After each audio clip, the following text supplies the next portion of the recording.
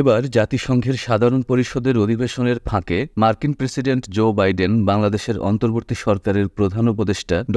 মোহাম্মদ ইউনূসের সঙ্গে দ্বিপক্ষীয় বৈঠক করতে যাচ্ছেন। গত ৩ দশকে বাংলাদেশের কোনো রাষ্ট্র বা সরকার প্রধানের সঙ্গে এমন বৈঠক কখনো হয়নি। সব ঠিক থাকলে নিউ ইয়র্কের স্থানীয় সময় ২৪ সেপ্টেম্বর দুপুরে জাতিসংঘ সদর দপ্তরে বাংলাদেশ ও যুক্তরাষ্ট্রের শীর্ষ নেতারা বৈঠকে বসবেন।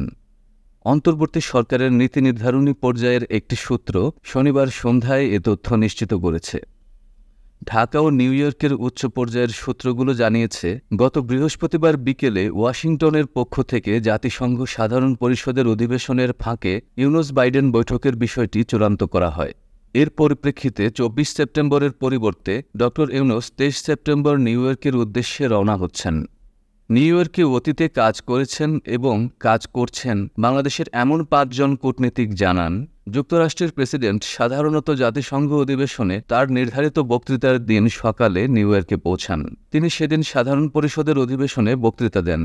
এরপর বিকেলে জাতিসংঘের অধিবেশনে আগত রাষ্ট্র ও সরকার প্রধানদের সম্মানে সংবর্ধনার আয়োজন করেন। জাতিসংঘ সাধারণ পরিষদের অধিবেশন চলার ফাঁকে কোনো দেশের শীর্ষ নেতার সঙ্গে যুক্তরাষ্ট্রের প্রেসিডেন্টের দ্বিপক্ষীয় সাক্ষাৎ প্রায় বিরল। গত ৩ দশকে জাতিসংঘের অধিবেশনের ফাঁকে বাংলাদেশের কোনো শীর্ষ নেতার সঙ্গে যুক্তরাষ্ট্রের প্রেসিডেন্টের কোনো বৈঠক হয়নি। বাংলাদেশের রাষ্ট্র ও সরকার প্রধানদের সঙ্গে সবসময় যুক্তরাষ্ট্রের প্রেসিডেন্টের সংবর্ধনায় দেখা হয়েছে, কথা হয়েছে। গত ৮ আগস্ট দায়িত্ব নেয়ার পর জাতিসংঘ সাধারণ পরিষদের অধিবেশনে যোগ দিতে নিউ ইয়র্ক যাত্রা হতে যাচ্ছে ড. ইউনূসের প্রথম বিদেশ সফর। জো বাইডেনের সঙ্গে বৈঠকের পাশাপাশি ইউরোপীয় কমিশনের প্রেসিডেন্ট উর্সুলা ভন ডার লিয়েনের সঙ্গে বৈঠক করবেন ড. ইউনূস।